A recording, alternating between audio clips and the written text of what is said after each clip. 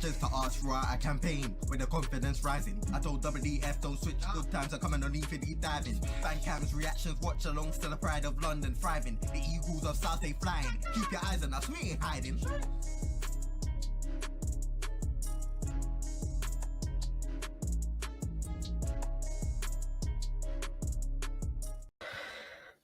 Yes, guys, welcome back to Eagle-Eyed Football. And you know what? It feels like it's been a really long time since we've actually done a stream.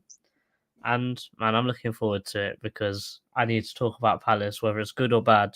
But, as always, I'm joined here with a co-host. Nate, how's it going? Yeah, I'm good, JC. I mean, you said that whether it's good or bad, it's a whole lot of bad, not a lot of good. But, hey, if Palace did things right, we wouldn't be Palace fans. We love the misery. That's why we support them.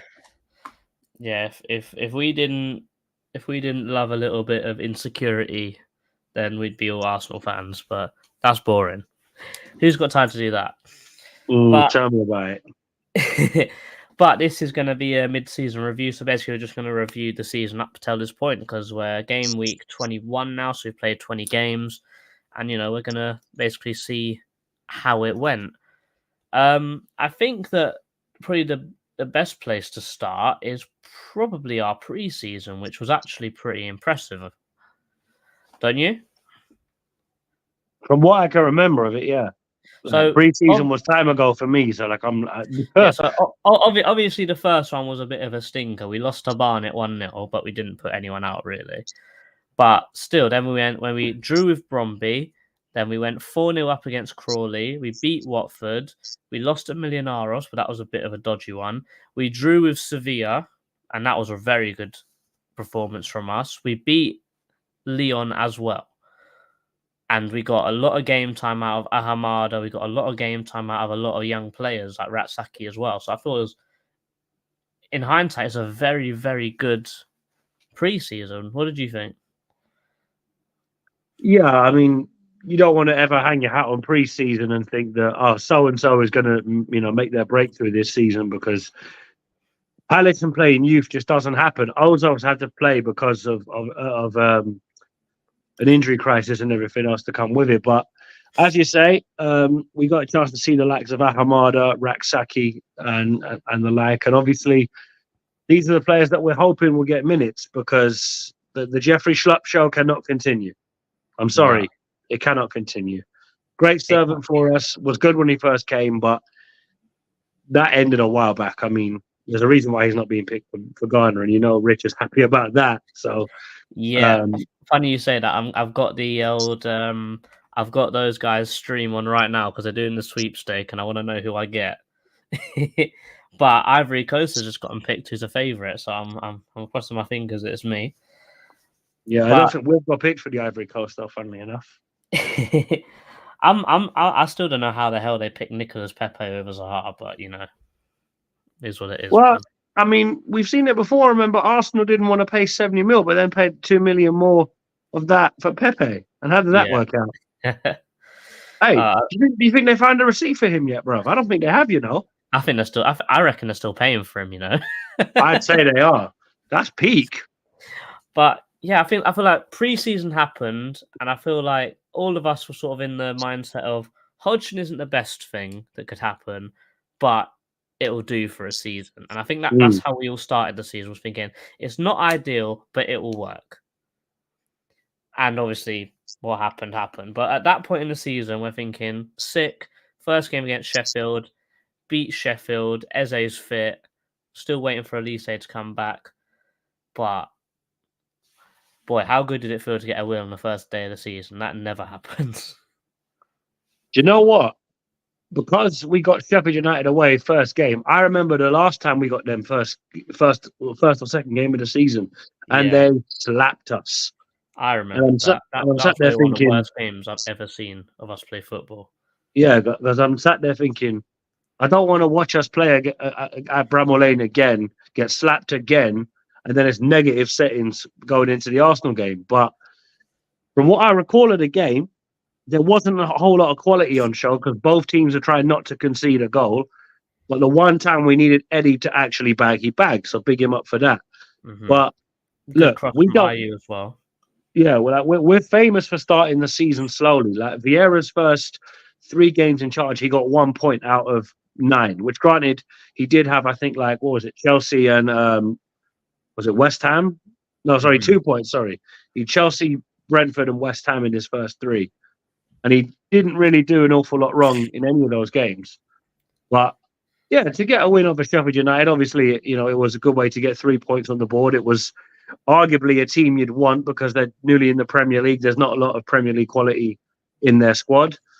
But at the same time, there's a part of you that thinks only 1-0. I mean, you'll take it, but you're kind of hoping that you might slap them at, a 2 or 3. But look, a win's a win no matter what way it goes. Mhm. And to be fair, we jumped straight onto another positive. It is a loss against Arsenal, but it was a dodgy penalty at the end of the game, and they had a red card. And I feel like we probably should have got the performance that we put in. We definitely should have got more out of that game. Yeah, I mean, it's one of them, innit? Because where was VAR when Lacazette handled the ball? Hmm. Like that. Well, obviously, we don't want to go that far down memory lane, but Yeah, the performance itself was good. If we start talking about the past with Arsenal fans, then they're going to bring up McCarthy kicking Saka for like the millionth time, and I can't Oh be yeah, asked that anymore. I know. But what I'm saying is that I think if you look at the performances, even in the games that we've lost in the opening 6 to 8 games, there were performances there, and we were still in that mindset of when France finally gets into the team, we'll hopefully see him, show what we paid. What was it? The best part of 26 odd million pounds for something along that. I think it's 15 rising to 20. Okay, but you see what I'm saying. Still a lot of money for us, though. Yeah, exactly. Well, yeah, I mean, look, the thing is, yeah, people will look at the Arsenal game from the season before where we lost 2-0 with an own goal from Mark Gane. So realistically, losing to a dodgy penalty, which, let's be real, if that's up the other end, we don't get that penalty. No, of course not.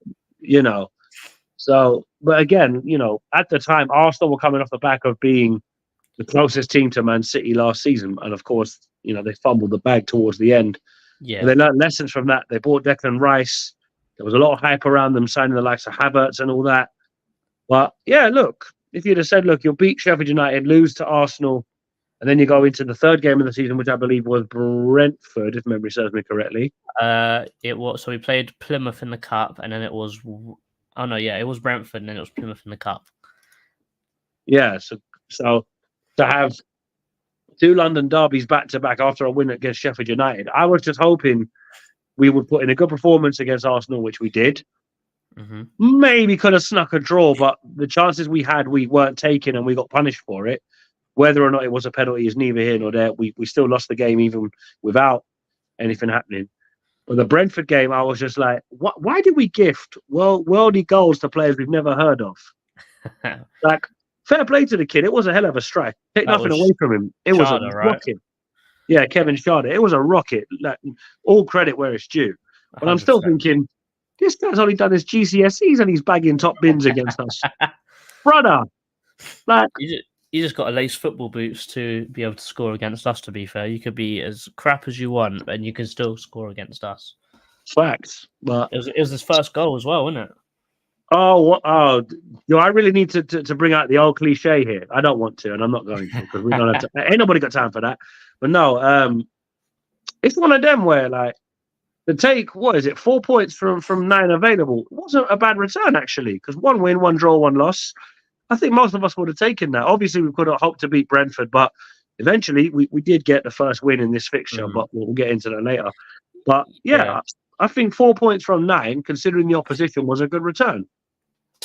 Yeah, definitely. I feel like, in my opinion, like if you get more than a point, if you're on more than a point a game, I feel like you're doing all right up until that point. And I think bearing in mind the performances that we put in, I think that even though we got draws and we lost, I feel like we were still happy because we still had all our players, apart from Elise at that point. We were playing good football. It was basically, I wouldn't say it was completely replicating what we was doing at the end of last season, because we didn't have Elise, but we were still playing really good football. Then we play in the cup, and we have a stinker until we make all those substitutions. Yeah. Because And I'm not going to lie. When I saw the score going at 2-0 Plymouth, I was like, oh, wow. They're just lucky that we don't do fan cams at cup games. We don't do fan cams at away games. And they're definitely lucky that I wasn't there because, yeah, at 2-0, I was just like, yo, what's going on? I know we hate the cup. Yeah, but this is taking the mick. Well, luckily, as you said, the subs turned it around. And obviously, Mateta bagged a hattie, big him up every time. But it was just like, please, can we not do this again? Because I don't care if we get knocked out of the cup early, because it's actually easier for us to manage the season if we do. We never take the League Cup seriously, even when we was in the Championship. The one season we did, we got to the semis and we were like, we don't go this far. What's going on? You know, obviously it's a shame we didn't make it in 2012, but you know, to lose to Liverpool in the final, I'd be like, no, I could never live that down. I live in a country full of Liverpool fans. No. I'm happy Cardiff took our place in that final, but we moved. Yeah, and we have a week break because that's the first international break of many so far this season. Yeah. And then we play against Wolves, which was probably the last time I actually remember us playing good football, apart from the Brentford game. Yeah. And that was a long time ago. We beat them 3-2. They scored in the 96th minute to make it 3-2. So it would have been a 3-1, which looks a little bit nicer. But Eddie bags himself a proper brace, because I've learned what that is now. But that was a great game to watch and a great game to go to, because just the football we was playing, and I believe that is the game where Eze done his knee, didn't he? He tweaked it towards the end of the game. Had to get taken off. I could have been. I know he scored, and I think he went off soon after, didn't he? Was it Mateta that scored? I'm nearly sure JP scored and Eddie scored. No, Eddie twice and an Eze free kick. Oh, right, okay. See, even though I was there, that's how long ago that win was, because it's just been peak ever since that Wolves win. It was just like, oh yeah, I forgot we actually have won a game at home, and I was there for it. I was actually in the stadium. I was like, oh wow, that's how you know how bad it's been. But yeah, look, we could be here all week talking about the injury crisis and how that manifested, but we'll try to keep it moving. But yeah, that probably was the last time we actually played a decent bit of ball. It was helped by Wolves not knowing how to defend. Yeah, we're crap, but they can't defend for toffee. Yeah, that was early. That was early Gary O'Neill before he got his claws stuck in. But look at that team now compared to the Wolves team we beat. It's heaven and hell difference. Oh, massively. But look, that's what happens when you've got owners that are proactive and go, actually, do you know what? This guy's not doing the job. Maybe we should change it up. Yeah, that might be an idea. Hint. And then we go to the next game, and that's where I feel like it all starts to go very downhill. It's the Aston Villa game. We go 1-0 up, and then we sit on that lead for an extremely long time. And Too long. And then Wolves literally go bang, bang, bang, don't they? Wolves or Villa? Villa, I mean. They're two Birmingham teams. They're two West Midlands teams. Yeah, they score in the 87th to tie it up, the 98th to go one ahead, and then the 90 plus 11 to get the winner or the 3-1. Boy, was that a shit show for VAR as well. I mean, we don't do well at Villa Park anyway, so I wouldn't really be too surprised that we didn't win up there, because we've only won once there since we've come back. And there's no secret that was the Dwight Gale goal on Boxing Day. That's the only time we've won at Villa Park. I still can't obviously forget Wayne Hennessy letting the ball drop, like that, because that's where the agenda had to start, and that's where it will continue from. But look, it was one of those games where when you're sitting on a 1-0 lead for the majority of the game, you're asking to be punched. Had that been 2-0, you'd have thought, okay, 1 goal back wouldn't be the worst case scenario. The second goal, obviously, it ties up. You're thinking, great, a 2-0 lead thrown away. But the fact that we chose to sit on a 1-0 lead, it just peed off a lot. I remember because I was working as the game was on, and I remember briefly checking Twitter, and I was like, yo, Palace Twitter is going mad. Oh, yeah. Yeah, but look, it's one of those fixtures like Everton. Doesn't matter how crap they are, how good we are, we won't beat them even when they're even when they're on the floor. And Villa, by no means, are on the floor. They've had a brilliant season, but you're just thinking, just leave the 3 points at Villa Park, boys. Don't even bother turning up. Just leave them at the door and keep driving. Go back to London with it. Oh man, it was just so annoying. 100%.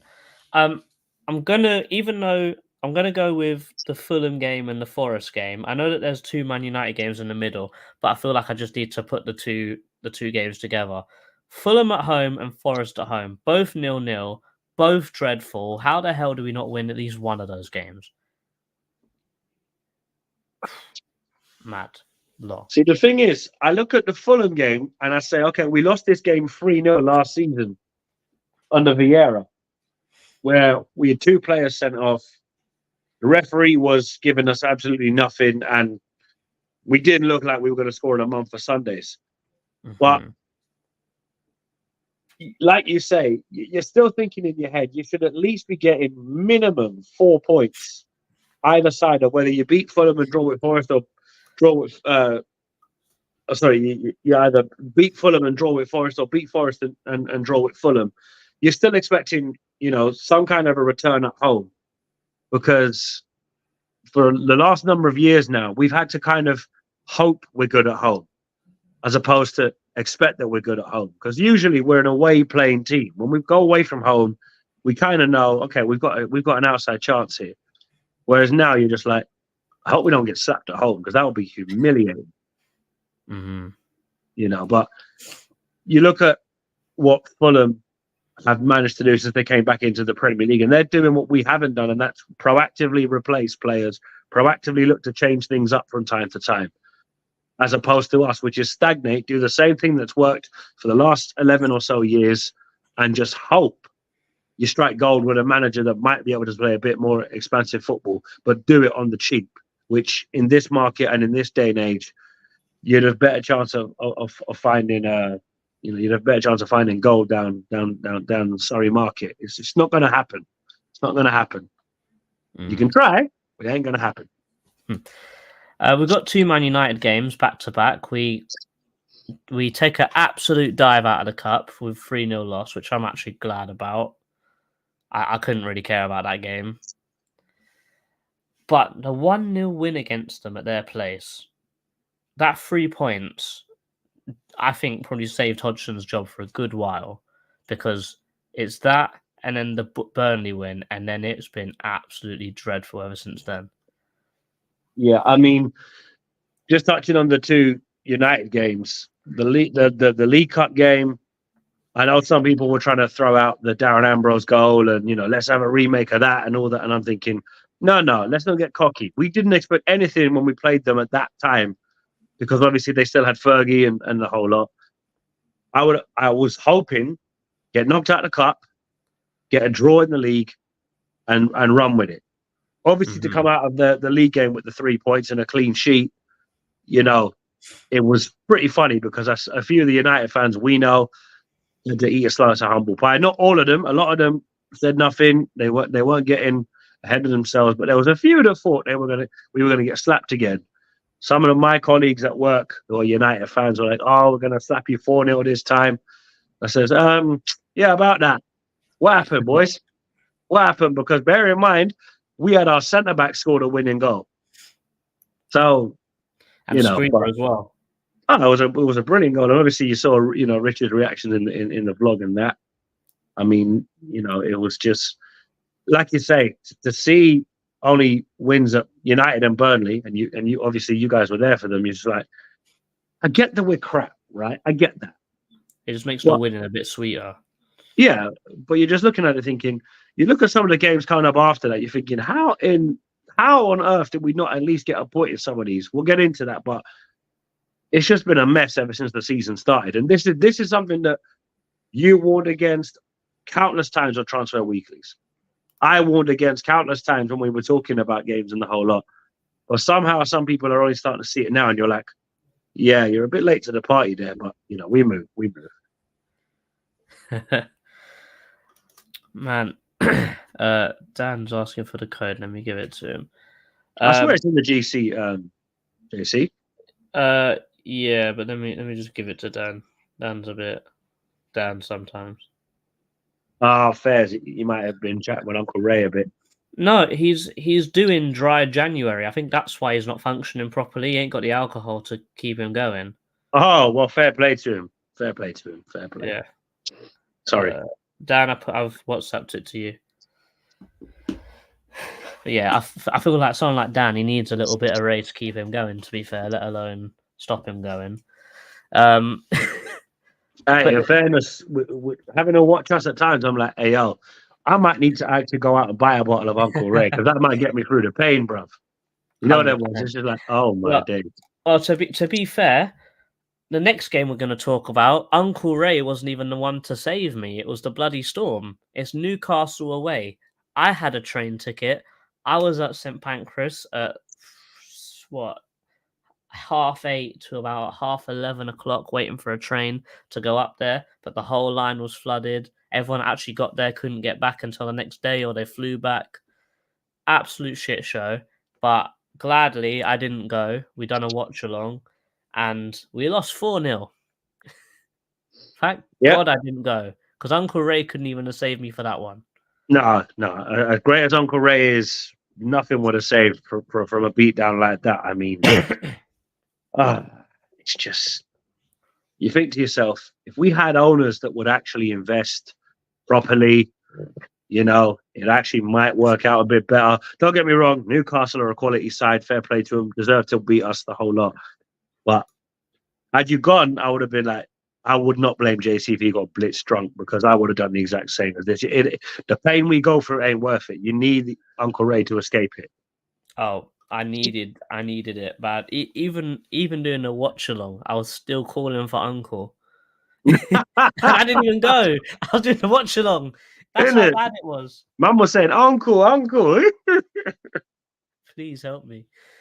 I feel like that's the game to me that started showing the cracks a little bit. Dan, how's it going? All right. So currently we're at the Newcastle game. 4-0 loss. What did you think?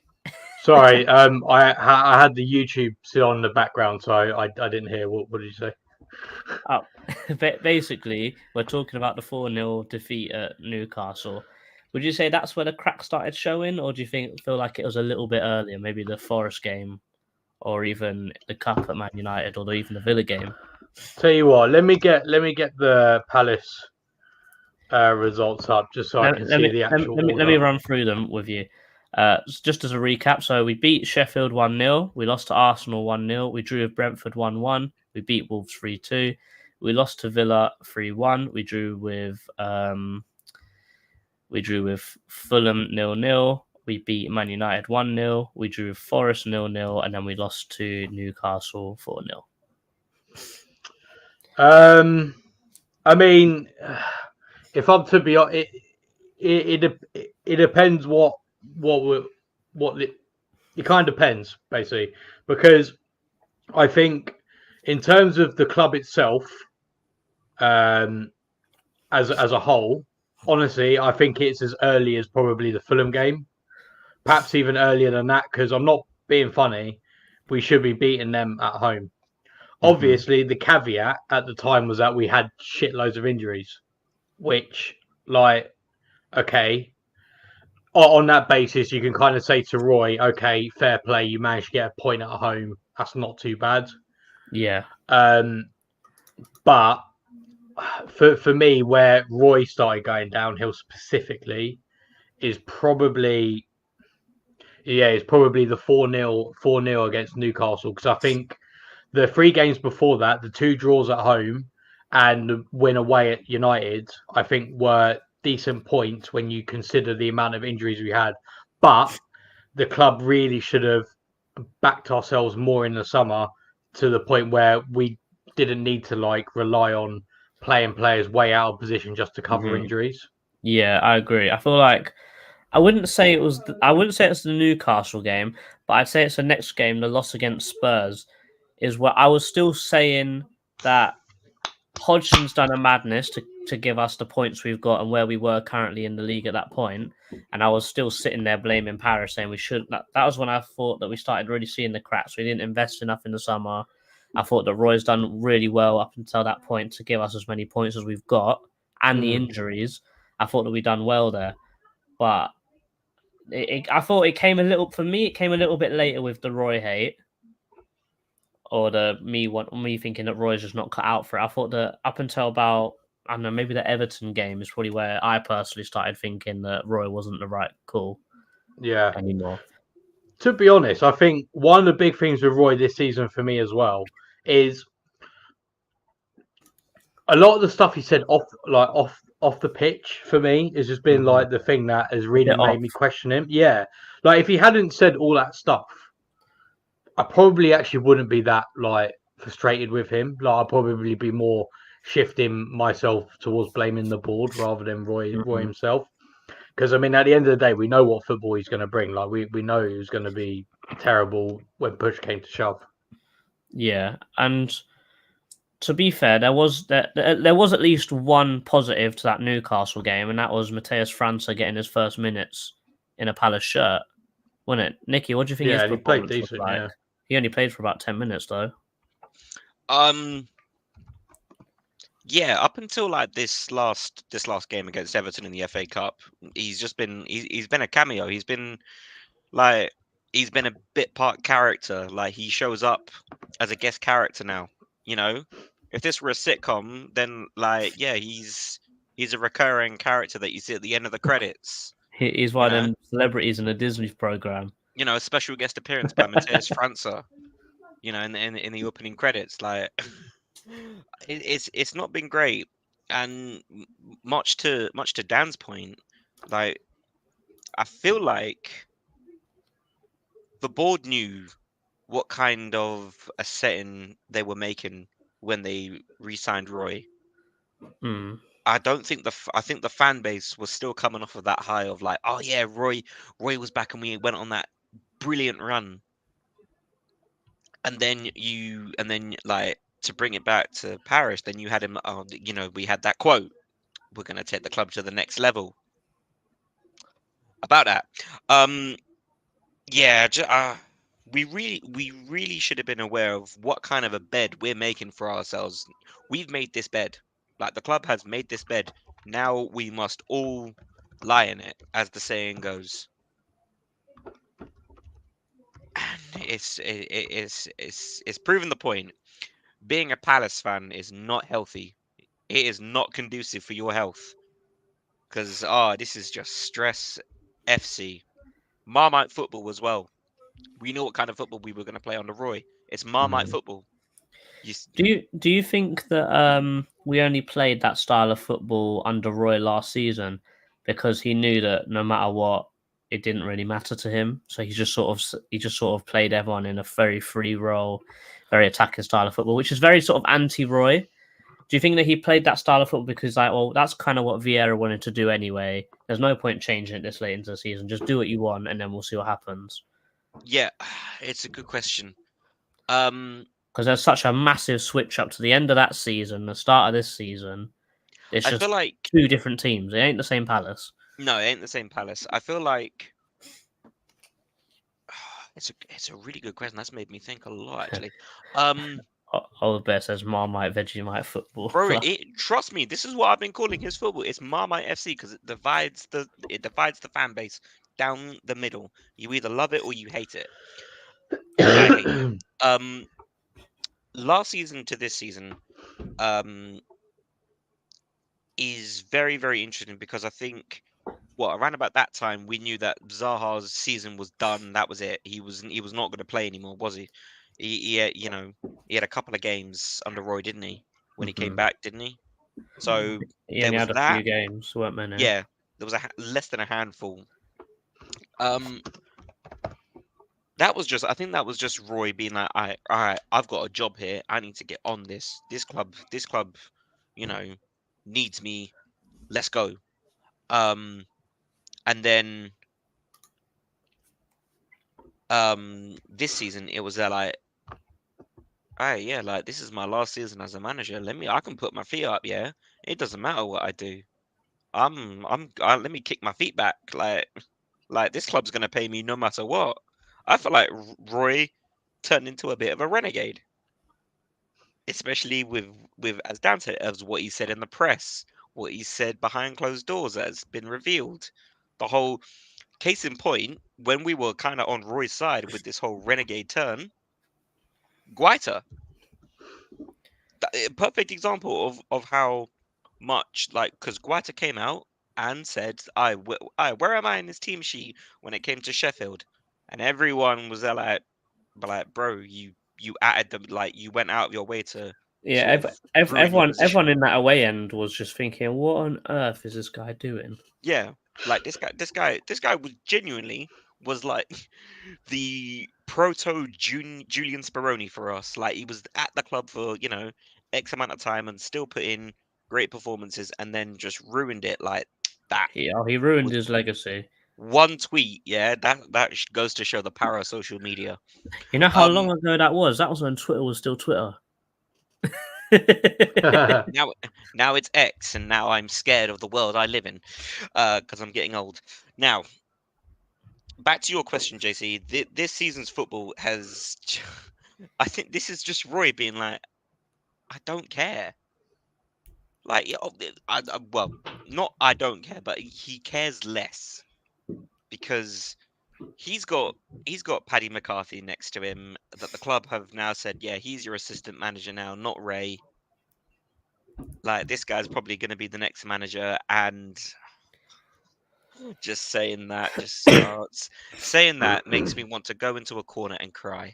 I feel like that was the plan, but I reckon that they've probably, because there are links to managers now, and I feel like they have wised up to, yeah, those guys ain't cut out for it. Those guys definitely ain't cut out for it. They ain't cut out to make me a fucking sandwich. Damn. Okay.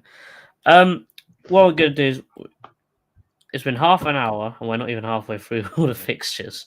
So what I'm gonna do is I'm gonna say that I'm gonna rattle off until the Liverpool game, and I feel like there's a lot of talking points in there. So we lost to Spurs 2-1, and then we had a great win against Burnley 2-0. Lost to Everton 3-2, lost to Luton 2-1, good draw against West Ham at 1-1, lost to Bournemouth at 2-0. That was when there was that catastrophic boo at the end of the game, wasn't it? Yeah. Everyone was against it, and then the red card and the 2-1 loss against Liverpool, and we actually played very well. But I feel like that Bournemouth game was the one where literally everyone in that stadium walked out of there saying, it's not just Parish's fault, it's Roy's fault as well. Because that was when the news of Hodgson turned down signing a new right back in the summer. That's when all the news that Hodgson was cussing bare people to the press, cussing out Ratsaki, cussing out França, saying they're not good enough. You just don't do that. And I feel like that's where it's really started to get bad for him. Yeah, definitely. I think. Agreed. Yeah, I think. Off the top of my head, I can't remember booing like that probably since the half time when we were losing 4-0 to Sunderland at a home game. Oh my god, I had forgotten about that. Yeah. Yeah. It reminded me of Huddersfield, actually, when they killed Zaha and then they beat us 3-0 when they just came up as well. It was similar to that. Yeah. Yeah, but I agree. That was like the moment, I think, because I think we had that run of 4 games, and I think most people were expecting probably 2 wins out of that at least. A win against Luton and a win against Bournemouth were musts, because that was when Luton were in the bin and so were Bournemouth. Yeah. And we lost against both of them. Granted, against Luton, we lost Eze and we lost to Corey, which obviously isn't ideal. but still, you can't at least get draws. Like not You're not expecting even a point. one, and Bournemouth at home as well. And I can't remember that. I think wasn't that our first home loss to Bournemouth or at least in a long while, I because can't we usually remember. do pretty well at Selhurst against Bournemouth at least. Mm. Like I said, I feel we've gone back to Prime Roy again. We're shit at home, but actually okay away. Yeah, but I think a lot of that is just purely because obviously at home the onus is on you to attack, and there is absolutely no way. Honestly, we could play against a low block of chocolate teapots, blow up dartboards,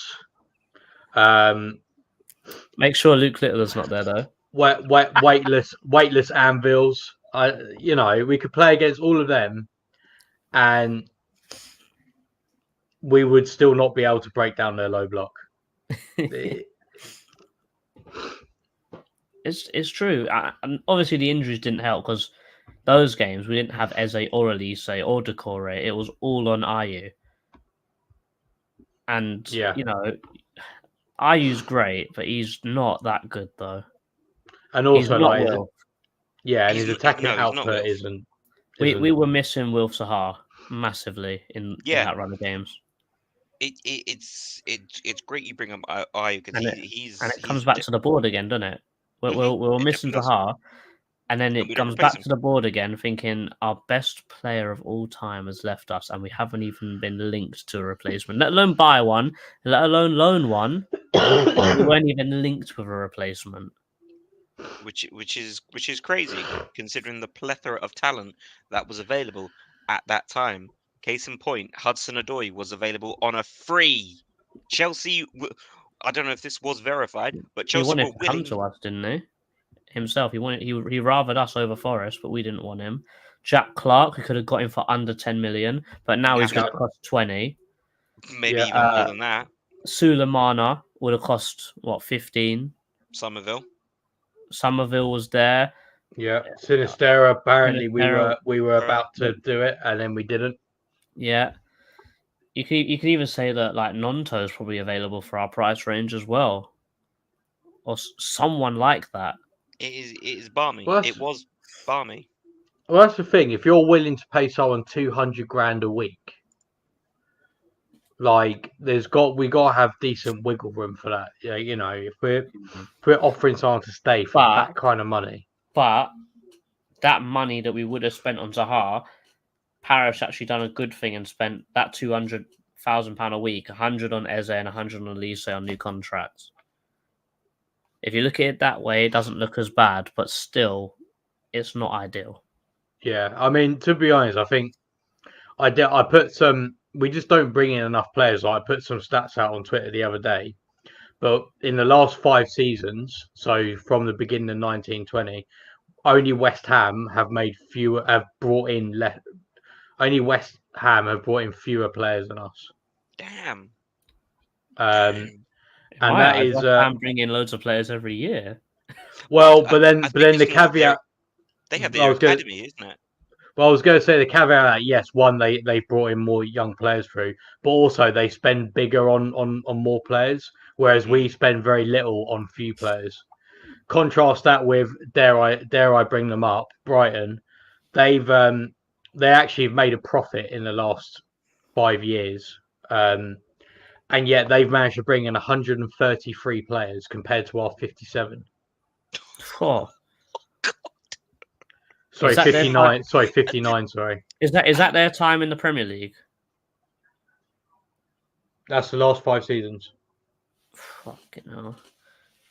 Man. In fact, the only tip, because I saw people saying about we can't spend loads, but the only teams who have actually been in the Premier League for those 5 seasons who have spent have got a lower transfer balance is Everton and Brighton. They're the only 2 teams who have, in that sense, spent less. Do you know what? Out of that, let me just make it worse. I'm going to disregard Everton because their financial situation has been up and down. They're on a roller coaster of a situation with owners and money and all that ret-a-tat, but Yeah. Well, it's even if you even just raw just expenditure, we've spent apparently in the last 5 seasons just over 200 million euros. Don't know what that is in real money. But real 70 money. something. I think it's about 170. something like that. There are no teams who have actually spent less money than us who have been in the Premier League for those 5 seasons. That's all you need. We to are hear, the lowest spenders. We're the lowest spenders. We also bring in the fewest, or the second fewest amount of players. And also, it's not because we don't even necessarily sell players. We also rank third worst, I guess, in that sense, for the transfer balance as well. So my only concern is that it's not. What's the word I'm looking for? It's not a great business model. When you put us against our just main rivals, let's say Brighton's business model has done a blinder. Our business model since we come out into the Premier League has never worked. Our first season, we did what like Forest have done. We just brought in a whole brand new 11, and out of all of them, how many are still at the club? None, practically. So he was here before, wasn't he? Yeah, he was actually. So we've never had. I would love to see someone correct me if I'm wrong. We have never had a good transfer strategy since 2013. The only time I would disagree with that is Vieira's first season, first summer. Do you know what? I forget about that one. Besides that, Texas Cash. Texas Cash, yeah. Besides that, I think the angle that we went for, honestly, that following January, we didn't sign anyone, I don't think, and I had no issues with us signing no one in that January first season because I thought the business we did in the summer was so good, and that by the next summer comes roll around, we would just do that and just continue in that vein. We'd be all good. I think that's doing a disservice to VAR, to be honest with you. But man, Rich, have fun on the AFCON stream, mate. Yeah, I did, and I just want to send a quick apologies. Big up Anthony's in the chat. He did ask me to jump on something else, but obviously the scheduling clashed and stuff like that. So big up Anthony anyway. I think you've seen. By the way? I did put in the chat earlier. Did you? I'll scroll. Never mind. Right. Yeah. So I got Tanzania. Why are you laughing? If they get last place, there's a prize. We're doing a lot. I didn't know we were doing the last place. Right, we done the last place for the other sweepstake. It gives it a bit more like if you get a dead team, then you're a bit. Still got a chance or something. Okay. Okay. JC, you got South Africa. Shabalala. You don't play no more though. Mate, he retired like 5 years ago. Ria got Ghana. Oh, there we go. Oh, that's why she was saying it's in the blood. Dan, you got Cape Verde.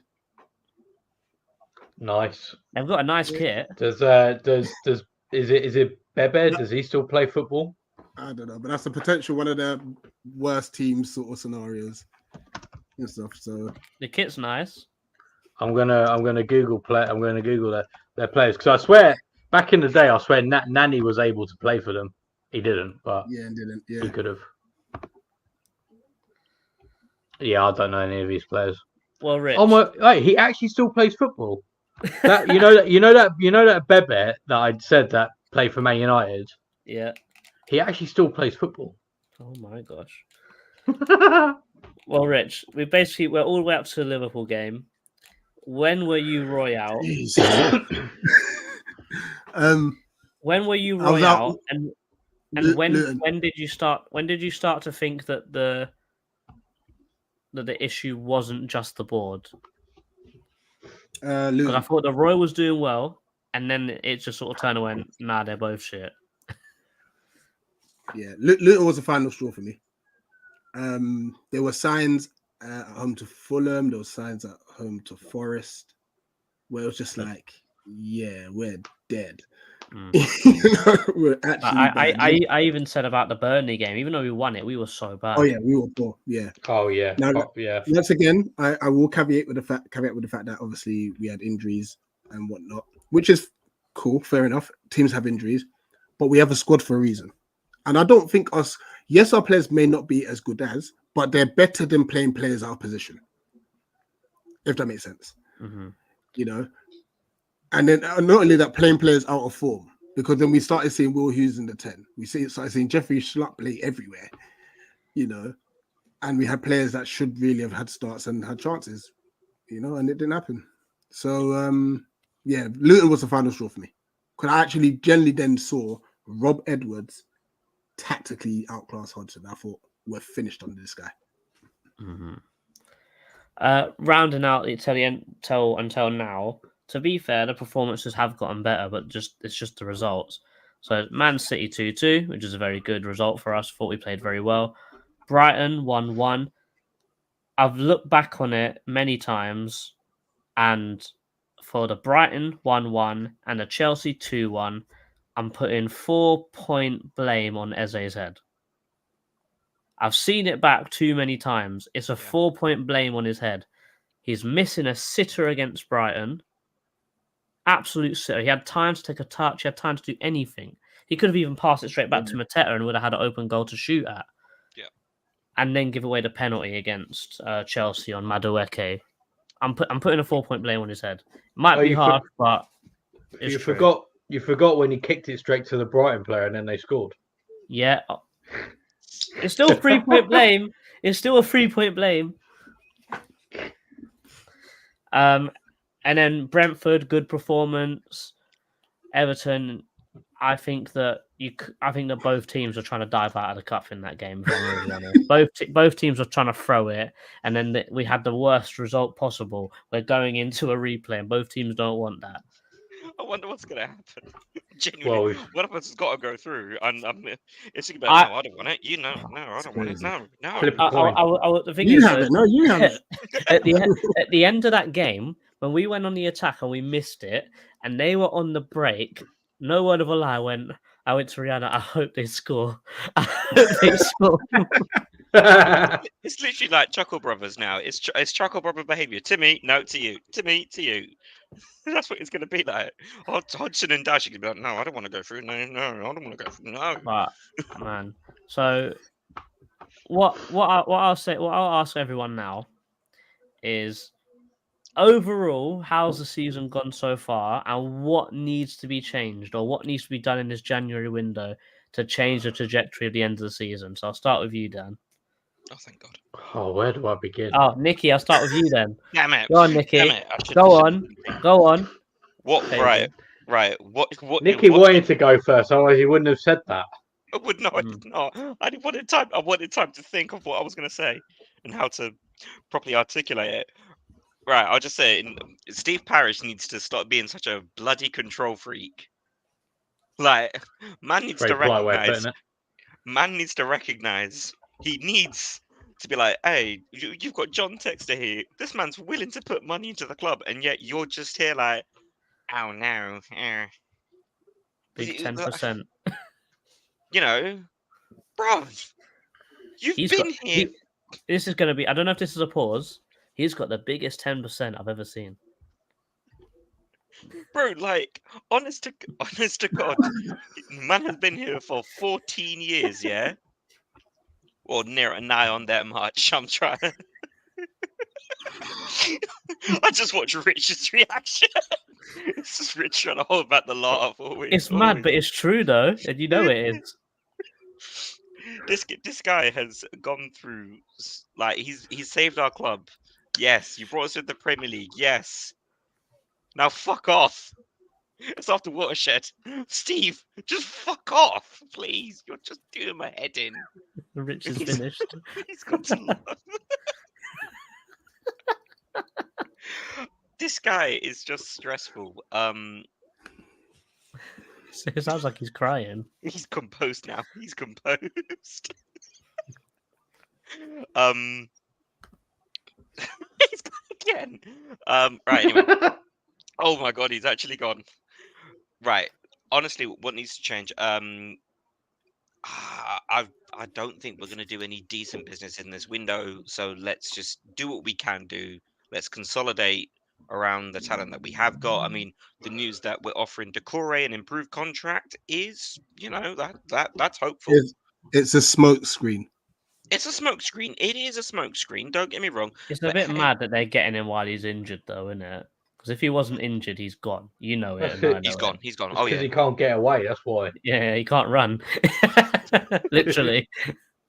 But yeah, how am I rating this season? I'm rating it dire. Like we're only not in the relegation zone because the teams that are below us are just as dire, if not worse. Or it's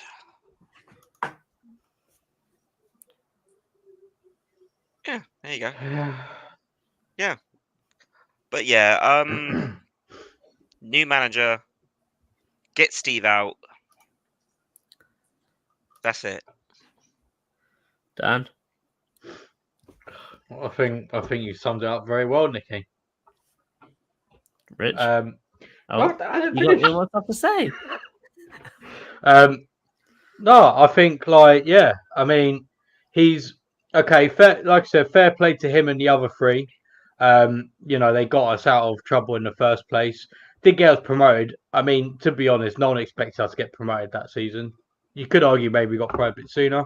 The other three left because they knew that they couldn't take us any further. But Steve Parish is an egotist, so he decided to stay. And now he currently earns £2 million a year, so he can buy new Ferraris and shove loads of coke up his nose. So yeah, his famous.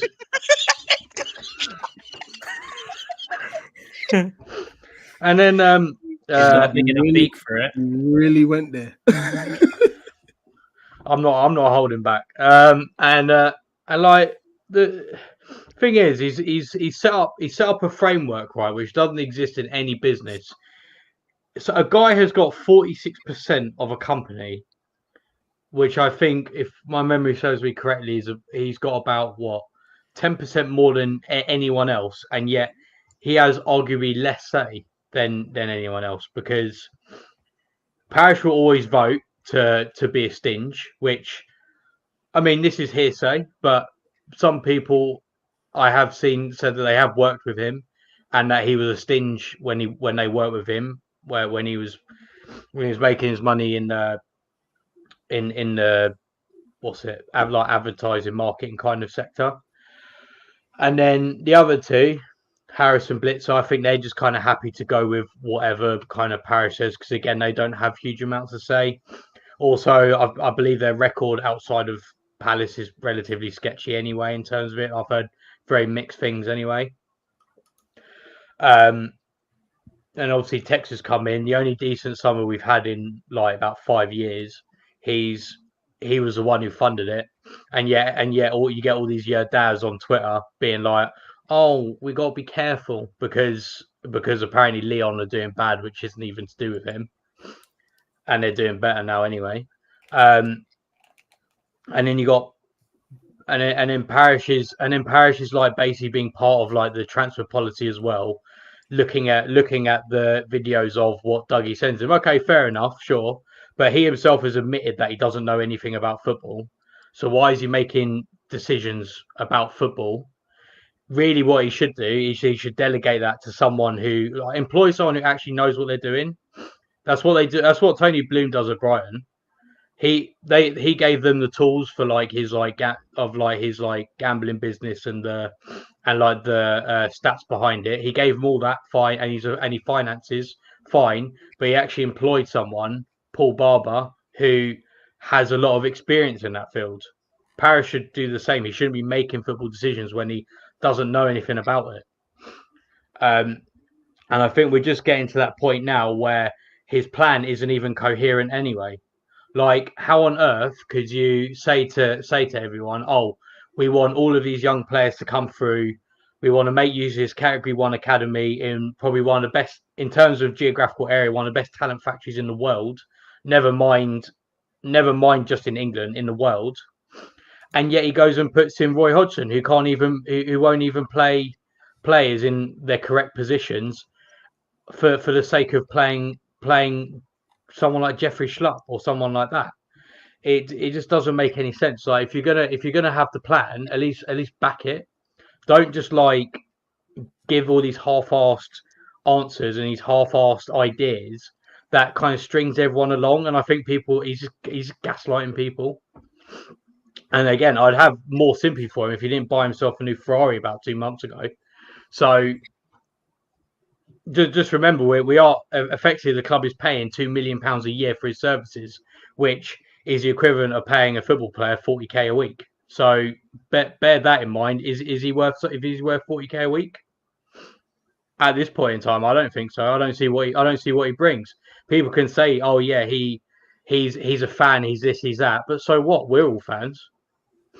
Okay, he knows more about running a bit. He knows more about running a business we do, but he doesn't know that much more about actual football than most people. So I don't understand what his purpose is anymore. That's my stance on it. Can I just say, Davey, Rob's comment just there, about him waiting for the new stand, then he'll walk. You just know he's there in the corner, just praying, just like, "Oh, I hope they name it after me." You know that's why he's still here. He wants it called the Steve Parish stand. He's not going to leave. The second that stand goes up, he's going to stick around so he can get all of the compliments and all of the what's the word I'm looking for? All the plaudits. Well, that's it. Yeah. He's looking for all the attention and everyone to say how good it is and what a good idea it was. Yeah. But everyone's going to be saying, "Oh, look at how good it is." When we're in the Championship, who's going to give a fuck? Not me. Exactly. I'd rather still be in the Premier League. And it's funny because, like, this guy, because of of how much this club means to the local area, what it does for the South London community, this guy is just leeching off of that. He's getting interviews on TalkSport, on Sky Sports. This guy is calling himself, a man of the people. He's leading charges for like all these Premier League owner votes and all this utter bullshit. Yeah. And it's ridiculous. I'm gonna throw a potential spanner in the works. If Textor goes, I don't see this done being done. If Textor goes, this club is in freefall, in both from a financial point of view. I don't think there's money for the stand. The interest keeps going up. We don't have any money for players. So It's gone up 50 million in 2 years. Yeah. It's gonna take 2 years to build. It's gonna if they start digging right now, it's gonna cost £200 million. Can we afford that? No. No. And granted, I do not want to leave Selhurst Park, but if you're spending that much money, you might as well just build a whole new stadium. Seriously, I don't. Like I said, like I said, I do not want to leave Selhurst Park, but financially, the right thing is, if you're going to spend £200 million on one stand, you might as well spend 300 or 400 on a whole stadium. You might as well. It's exactly like just coming for your point there, JC. It's exactly like the situation that Chelsea find themselves in. What with their development on Stamford Bridge seemingly coming to a bit of a standstill, they don't quite know what they're doing. Do they want to rebuild Stamford Bridge from the ground up, or do they want to move to a new site in Earls Court, perhaps? It's they're sort of somewhat in limbo at the moment. They'll do what Spurs done. They'll knock down the old one and build a new one right on top of it.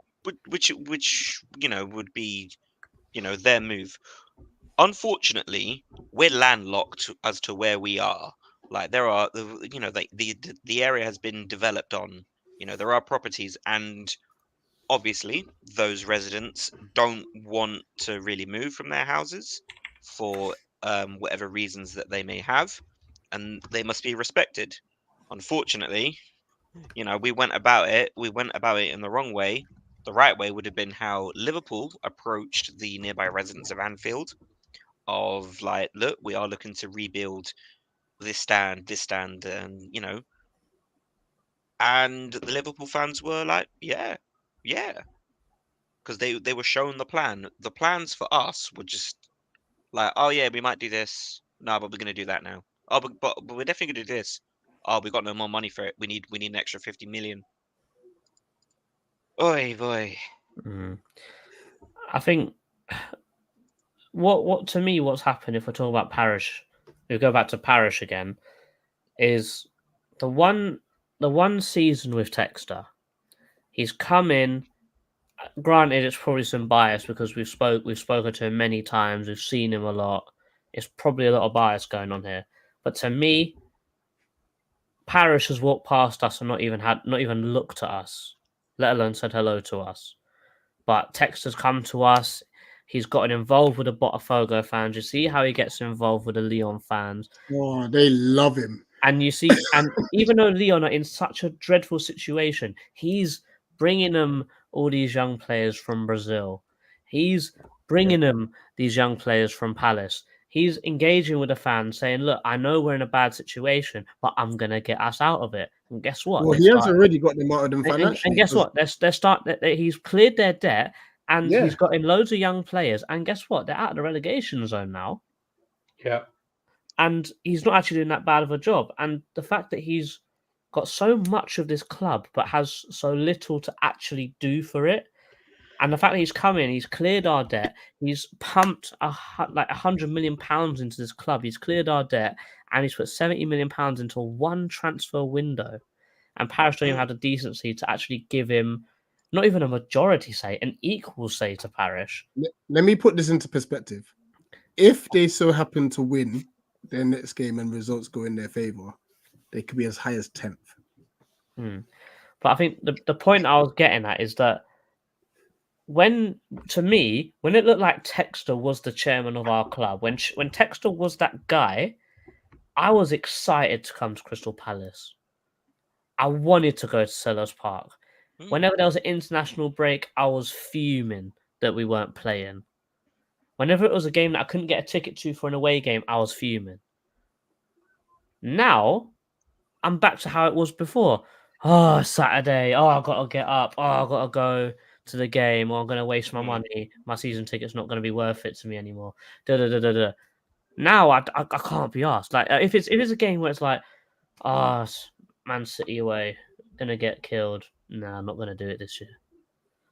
But under Vieira, under that season, I was like, man, we're playing well. I'm going to go. And then we win. You're thinking, wow, what a season. What a change. What a change. What a little bit of forward thinking. A little bit of planning. I feel like, just as you say that, fantastic point. I feel like if we go into a bit of a what if situation, if Texter had, complete control and he was able to, out and out say in like programs or via social media, I feel like he would have said, as you said, like, yeah, we're in a bad situation here, but keep through it. He would have publicly admitted, look, this ain't great, but let's stay together. Let's keep on going. Well, the thing, he tried to get us more money. Granted, he wanted to invest in the squad in that January when Parish overruled him. I believe, was it last January, right? He wanted to spend money, but Parish said no. He wanted to spend 30 million on some players, and Parish said no, we can't do that. We're going to stay up. So we got Hamada, didn't we? And then Lukonga on loan. Granted, his way of making the money, in my opinion, isn't right. He tried to put the whole Palace thing on the New York Stock Exchange because that could either make us super rich or kill the club completely. Yeah. But in my eyes, he's trying to do something. He's trying to think forward. He's trying to make some money so this team can evolve. Parish just ain't doing it. And I don't think he ever will. Parish is too set in his ways because I think he's trying to run the club. I think, unfortunately, that probably the older fans are too stuck in their ways and thinking we are a championship club that's over punching still. But I feel like we've been in the club we're in the Prem for 10 years now. We need to We can't just stick around because we've seen clubs that have just stuck around. Southampton, gone. Stoke, gone. West Brom, gone. That's going to be us next. It's funny you say, oh, the older fans, think, we're a championship club punching above our weight. Guys, don't forget, we're a spoiled fan base. Ah, yes, I forgot Can we about talk that. about that? No, I don't. Oh, Can we talk about this renegade Roy behavior again? Can I please get Rich to talk about it because because the thing is that actually sent him like really badly, and he hasn't said anything for the last 10 minutes. Sorry, So, Rich. Go on, Rich. That's on. My fault. I hate you guys. Go on, let it all out, Rich. No, I can't be bothered to rant anymore. I'm numb now. I'm tired. I'm just watching. We're 12 days into the window, and there's been no rumors, no legitimate rumors. It's just like, yeah, we're gonna wait to the 31st, and yes, we're bleeding spoiled. We're spoiled. We're spoiled, guys. 2 home wins all season. We are spoiled. Nicky, don't complain. I'm not complaining. I'm not complaining. Don't complain. We're spoiled. We wear red and blue, guys. We are spoiled. We have Barcelona. A stadium. We are spoiled, guys. We have a manager. We are spoiled, guys. We're spoiled. We are not bottom of the table. We are spoiled. We are a mess. We're not in administration, so we must be spoiled. We're a mess. We're a mess. Remember, the sun comes up. Or whatever Parish said. Yeah, we're spoiled. We breathe oxygen at Selhurst Park. He would have charged us for that if he really could. No, Martin, you are livid. I see Martin. I see. I was about to put that in the chat. I'd be like, yo. I'm so very glad I didn't get my haircut today. No, you need it, big man. Trust me. It's tomorrow. No, I've changed it to tomorrow. I'm going. Hey, choo-choo. That's Libby's. Hey, whoa! You can't go choo-choo. Nathan ain't here. That's the new slander signal. Choo-choo. I need to get a GIF. We need a GIF. Just get Rich to do it. Rich has given us all the gifts and it's brilliant. Luke here saying Parish can I go to charge us using the stadium Wi-Fi? What Wi-Fi? Yeah. Yeah, I was gonna say I don't get Wi-Fi. I reckon if there was, I bet you don't work. I don't even get data. Yeah, trust me. I don't get data either. I don't even get 5G, even at half time. It's mad. Anyone who gets phone signal at Selhurst is mad. Yeah, they're on like a mobile. It's always on them dodgy ones. But that's another thing, right? That annoys me about the club. It goes down. Yeah. Anyway, is that the thing? Is I could kind of look past what happens on the pitch. Oh wow. I could kind of look past what happens on the pitch if things off the pitch. Sorry, 1 second. We need to address that. Nothing happened. JC, you're right. No, Rihanna's got my work laptop downstairs and she's gone onto Twitter and it's logged in under me. Oh, man. Bro, why are you on my account? You've got your own account. What did we put? Nothing. Dan, you are never focused, you know. Yeah, even on dry January. No, wait, you've been dry January. Yeah. And you've lost it. You've lost it. Days. Sorry, Luke commented on my hairline, so I need to sort it out. He's still not focused on what you're going to say. Yeah, I'm doing dry jam. Can we give Dan a round of applause, please? Because what? Dan drinks every day. Yeah. you see his white blood cells. Yeah, it's just Ray. Aye, fair play. It doesn't help that we're going out for 2-for-1 cocktails tomorrow as well. No, I just want to have a drink. I'm not that bothered. He'll be drinking Pepsi Max. Yeah. Oh, yeah, I was just drinking it. There we go. I traded Ray for the captain. Woo! today. Yes. But all right, let's. We've got one more on track. thing. We've got one more thing to do, and that is we're gonna do a good old tier list. How has every player been so far this season? Because we've been cussing the manager, we've been cussing the board. We might as well talk about the players because some players have been good, but certain ones playing the 10. If I speak. Also, I need to go tell Matt that he's going to AFCON as well because he's still convinced that Will Hughes plays for Nigeria. I don't know how we done it, but he's genuinely convinced that Will Hughes plays for Nigeria. This has been going on for 2 years. How? Yeah. Will Hines. We started talking about that in the last AFCON.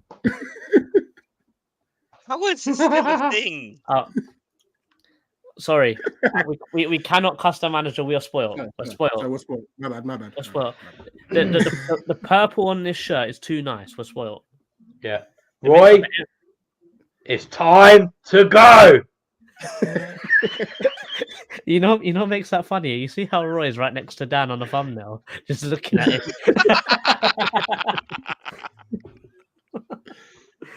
All right, let's do this tier list, man. To answer your question, we're covering the tournament, But it'll be on Eagle Eye Extra, and not here. All right, let's start. Sam Johnstone, how's he been?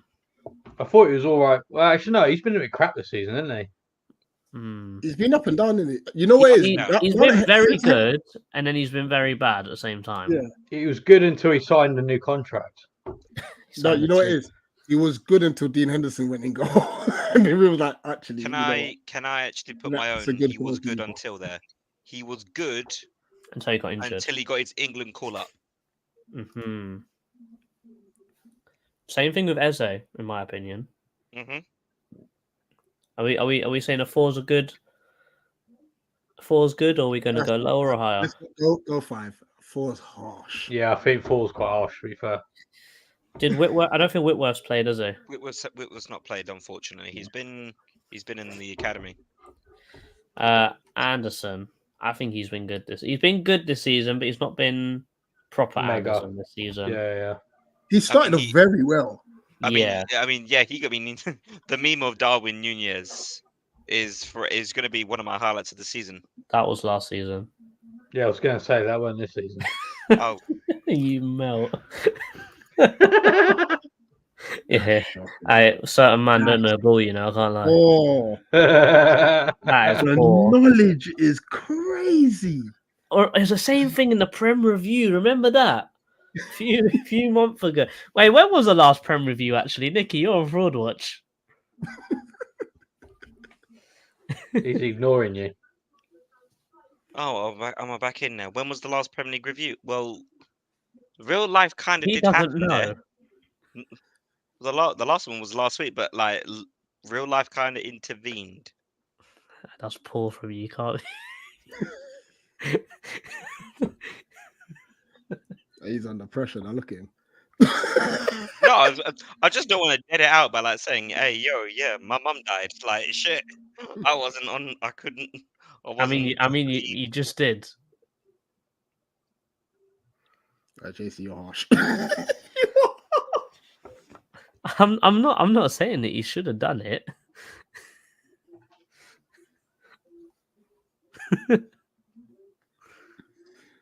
Anyway, Nicky, where are you putting Anderson? Keep him there. He's fuming. Nicky, where are you putting Mitchell? Oh, that's a good question, actually. I reckon 5. Just because, yes, 5. I don't.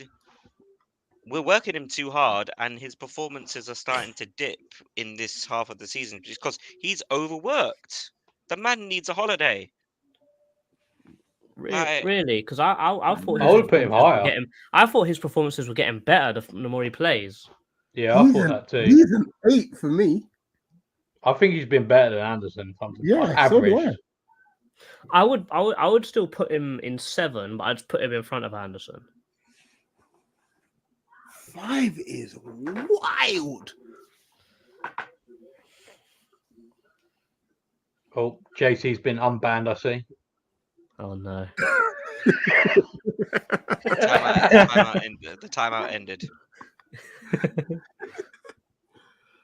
Irie Savage, you know. Are we gonna balance it as a 6? Yeah. Wherever. End 7 of the day, or 8. end of the day, the whole team's crap anyway, so it doesn't matter. Mister, I've gotten 3 appearances all season. I think that we've got to rate him 10. Bearing him. No. Take off your flamingo hat. Oh, it's Francis. What I'll say is that I think we should rate him on the fact that he's only played 2 games or 3 games. But I feel like it can't be any higher than a 6. Yeah, that's fair enough. Rich, where you put him, Francois? That's fine. Because he's definitely, as long as I see Jeffrey Schlupp, Will Hughes, all like 5 and below, then I'm calm. Mm-hmm. Should we rename the bottom tier to Schlupp now? Because I feel like Mateta doesn't deserve that based on I agree. The last few games.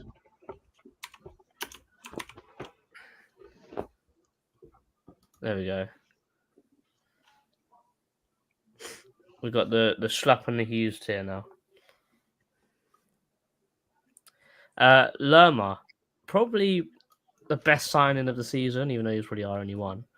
But boy, has he been good. He's been our best, but he's also been our worst. Because we made 1. No, I know we made Henderson. I'm only joking. And Holding, who hasn't even played. I would go 8. Nicky, where are you going? I'd say 8. I agree. I think he's definitely been our best player and definitely been our best signing of this window, even though it was such a small number of incomings. So yeah, definitely 8. Next up is Chris Richards. Sort of, I wouldn't say he's had a revelation in midfield, but he's actually got a bit more game time now. He's been decent. He's gotten better every game he's played. 5. Better than John Stone? Are we considering the fact that he is playing out? He has played a lot out of position. Yeah. Or are Good we defensively, poor attack. 5. Yeah, better or worse than John Stone? Better because he's fit.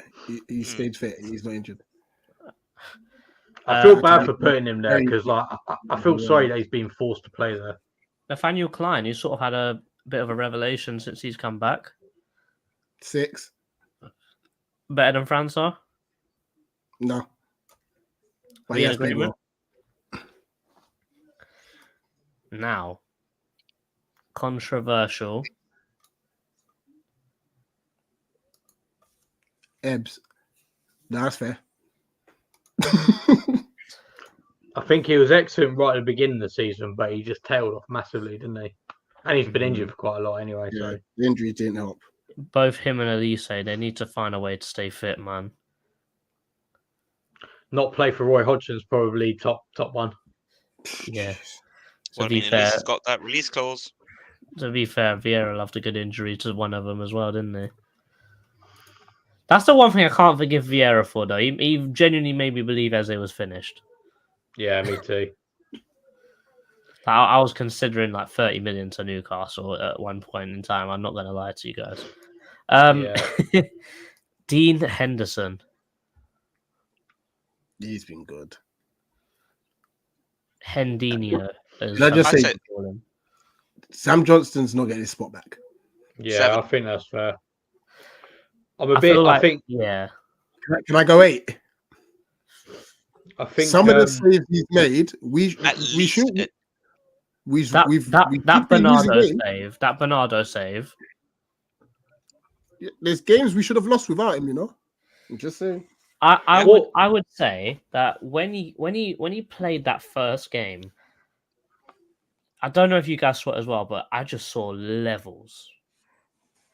You know what I mean? Like John Stone's a level, but Henderson is just Yeah, above that. that's sort of something different. And even look at the save against Brentford, clawing that out. And you know what? I had to watch it back, but even the save against Everton, the one with his feet, Yeah. like I was like, oh, he just parried it out. The fact actually, whoa. The fact he can parry the ball out for a throw in, whereas Johnson just tip it over the bar. And also, I love the fact he's just commanding his box. When something's in the air, I've got full confidence with him. Yeah. With John Stone, it's a bit, you know. Yeah, it's a shame because I think for Henderson to have like the complete like skill set, if he had Johnston's kicking, yeah, if you merge the two, yeah, you'd have a sick goalkeeper there. Yeah, because I nearly said a different word and that would be wild.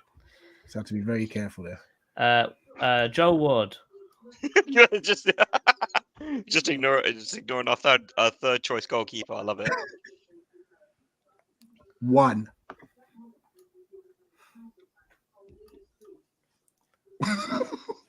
Wardinho. Oh, wait, after that.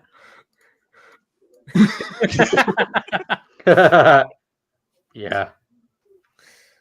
I think Ward started the season well, but I think just the lack of pace and the lack of almost everything apart from positioning. Most goals conceded were from his side. We've conceded a lot less. And he scored an own goal as well this season. Yeah. I know we're gonna put him, but Dan, give us some reasoning why Will Hughes is down there.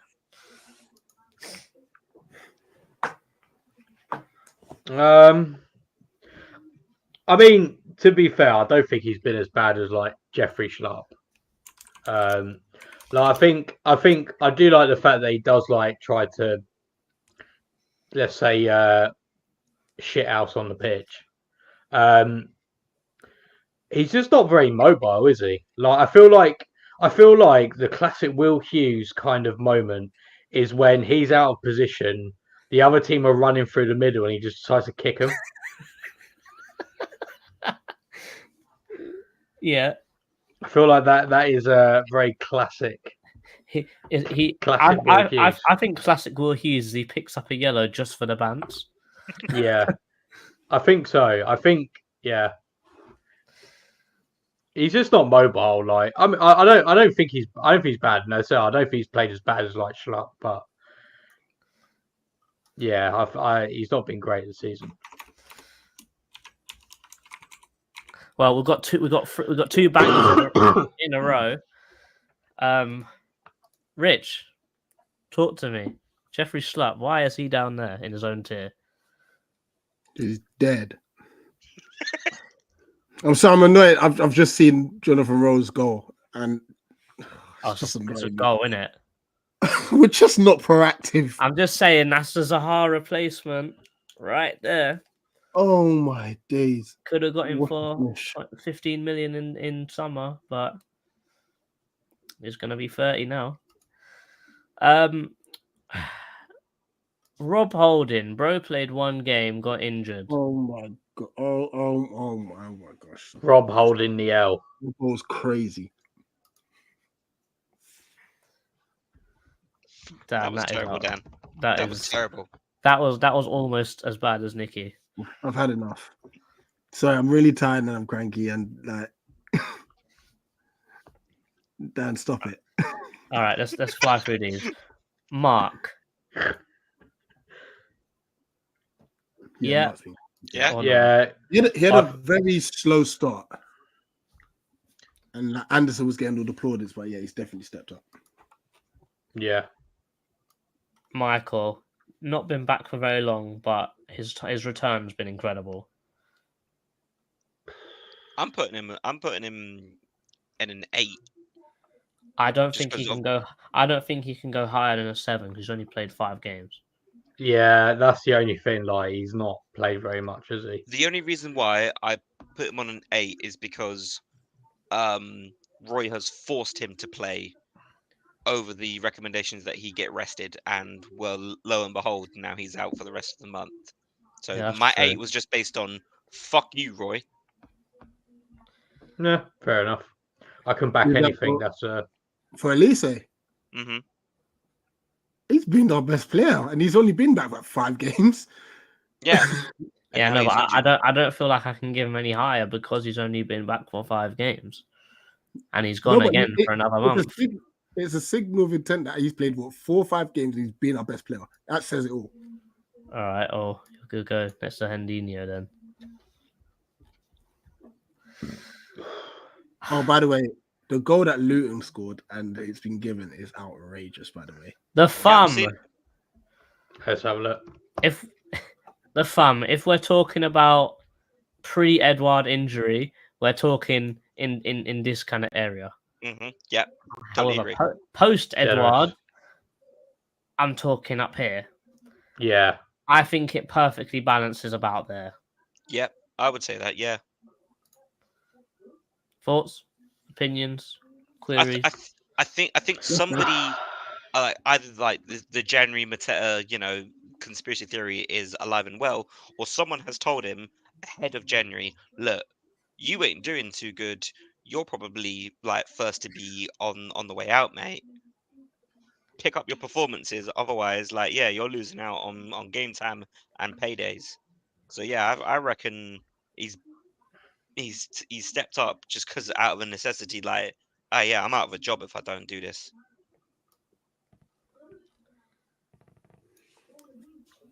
Agreed. What are we saying? yeah. He needs to stop getting subbed off when we're actually doing really, really good. Bear in mind what he's had to do because of our injuries. I reckon he deserves that. Rich, what are you saying? You're not looking very happy. so I'm half asleep. I won't even lie. Who was that? JA? Yeah. Yeah, he's been brilliant. I'm happy if he's at 9. I'm happy with that. I would have put Elise at 9 as well, to be fair, but 8's fine. Czech's been great, but injuries Got killed injured. us, man. Yeah. I'd say there. Yeah, that's fair. Ahamada not played enough. Promising. Gyro not played enough, but he's just worse. Yeah. Malcolm not played. Jez not played enough, but when he has played, he's looked all right. Promising. Yeah, very promising. He should be back for the Arsenal game, I've heard as well. Yeah, he should be back at training. Finally, Mr. Top scorer for Palace. It's a weird one with Eddie, because all-round performances haven't been his greatest. But But he's a top scorer. he's taking more of his chances than he did last season. Mm-hmm. Overall, it's just as you said. Overall, it's kind of hard to like review him. But if you go like just specific games, like he's been out. He's been unbelievable. Can I just say that with the injuries that we've got to our wide players, why on earth isn't Roy just playing them both up top together? That would have been the Because he's a easiest thing to do. dinosaur and he's an idiot. You play Just play Eze on the 4-4-2. left, you put Ayew on the right, you put whoever the hell's left in midfield, Lerma and someone else, and then just put those two up front. Play 4-4-2 or 4-4-1. Either way, but hey, It Who looks would be a great manager? against Villa. But no, we're spoiled. Until it didn't. We can't talk Until it about that didn't. Villa game. I think he met Wolves. Sorry. So yeah, that is the tier list. Pretty tragic, if you ask me. What a depressing season. So far. That's what makes it. It's only been the worst so far. Yeah, so what can we do to improve this, man? Is it literally just spend money? Spend some money and change the gaffer. Is it literally spend money and get Roy gone? Is that it? Is that what Yes. we're going for? Yeah, just get actually stick to the plan. Like if you're gonna bang on about bringing youth players through, have a manager who actually does it and like plays attractive football. We don't gain anything by playing crap football every week and staying up by and like potentially staying up by the skin of our teeth this season. Like we don't gain anything from that. And relying on other teams to just drop points like tonight. Like that Burnley one has given us a reprieve. The Arsenal game literally just like, okay. Even though it was beforehand, had one of Burnley or Luton won, we may have been thinking, we might need to get something out of this game. You know, now we've got to beat Sheffield United at home. Like even because of that result, we've still got a 5-point gap. Yeah, with a game in hand, I believe. Well, not a game in hand. Yeah, Burnley. Oh man, it's not good. And deep it, we're only 5 points ahead of Everton, who got a 10-point deduction. Remember This is what's crazy for me. Let me put it in my perspective. Spoiled. Like I'm already in therapy for depression. This club's gonna make me do two rounds of flipping therapy, man. That got deep, Nicky. I can't lie to you. That's what the club is doing. This club is depression settings, bruv. Mental health is gone.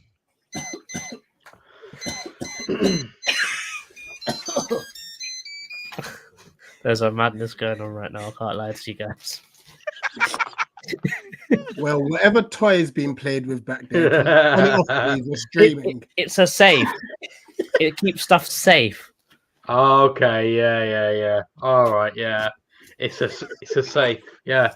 It is a You safe. seem a bit all defensive. Is that another name for a dungeon? Well, Rich knows all about that. No, I don't. Big up, Ree. Well, if you listen to CM's rap, then Rich knows all about it. Trust me. And if you listen to the actual stream, Yeah. Shut up. Anyway, guys, thank you very much for. get out of it. I've genuinely never seen Rich get booted. Oh my god, This has been a bit of an emotional stream. They needed to be done, even though Rich is a part timer, and Nate's Wi-Fi died. For the next month, I am part time, guys. Yeah, Rich But I'm has still more working, important stuff to do. but man, he's covering the AFCON. Yep, covering it. Rihanna, Yo. thoughts on getting Ghana quickly? Despite having a Jamaican flag in the background, I am also Ghanaian, so it was like my destiny. It was my destiny, so Ghana's gonna win. That's all I've got to say. And if they win, I don't know about that, Ree. We are dead. he said I can't be dead. They have... He's Jamaican. Name me one player from Ghana. You ready for this? Yeah. Christian Benteke.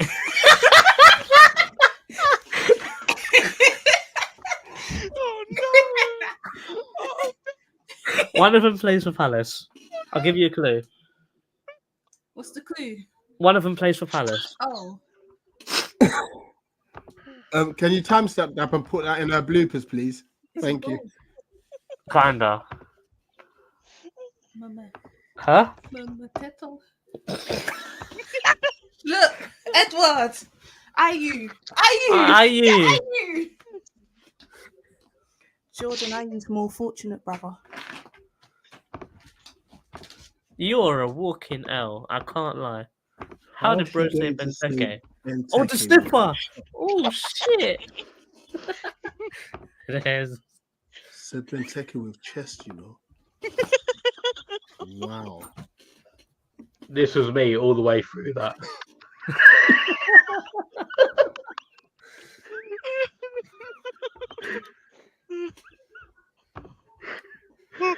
Knew it. End the stream. Yeah, It's not guys, looking good, man. It's not looking good at all.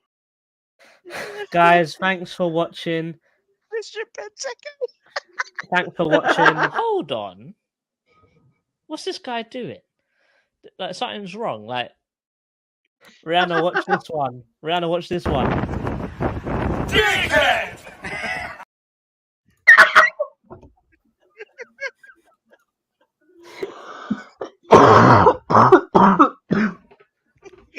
You killed Oh, guys, it's been a pleasure. It's been a long Shout out one. Christian Benteke. Pause. That's the outro Shout from out. now on. Shout Ghanaian out legend. Benteke. Oh my god.